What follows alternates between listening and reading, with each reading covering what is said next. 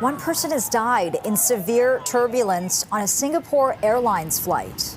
The plane was traveling from London to Singapore with 211 passengers and 18 crew on board when it was forced to divert to Bangkok. The airline confirms one fatality and as many as 30 others were injured. And for a closer look at this, we're joined live by CTV News aviation specialist Phil Dirty. Phil, thank you for joining us. This is an anxious flyer's worst nightmare.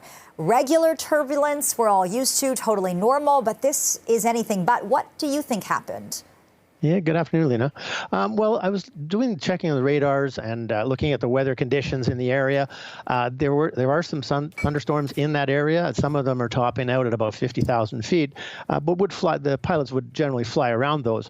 One of the things is there was 6 other aircraft in that vicinity, so I don't know why they weren't affected by the turbulence, but it was clear air turbulence and it was pretty devastating. How much or how little notice do you think the pilot had in this scenario? Well, by gauging the pictures, the flight attendants were actually serving breakfast when the turbulence hit. So obviously the pilots did not have any warning that it was coming. Usually we can forecast where the turbulence will happen, and so we can either fly above it or fly below it. So at that point in time, they didn't know what was happening, and they got hit with a downdraft. Wow, Phil, was any of this avoidable? How are planes supposed to handle turbulence? What does the protocol look like? Well, in the design phase of the aircraft, they analyze what the worst conditions that an aircraft could fly into. And what they do is they design to 150% of that specification. So the aircraft are designed to take severe turbulence.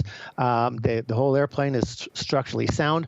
With this aircraft, they're going to have it down on the ground for a while to go through it with a fine-tooth comb to make sure there was no internal damage caused by the turbulence. Can you talk about how rare this is, a passenger dying from turbulence?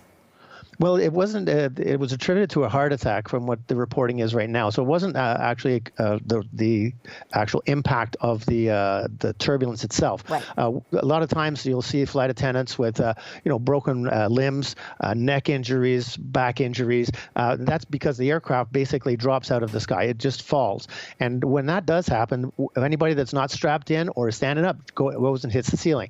So you're looking at the pictures of the aircraft. You can see there were several points where the passengers impacted the ceiling and the flight attendants as well. Right, and 18 people injured too, Phil. Is there a takeaway for passengers here? 100%. Wear your seatbelt at all times. Doesn't matter if it's a nice clear day. Just keep your seatbelt on your hips. Make sure it's done up, not too tight, and that'll just stop you from hitting the overhead bins. Okay, CTV News aviation specialist Phil Dirty, thanks so much for breaking this down for us. So tragic. Great. Thanks, Lena.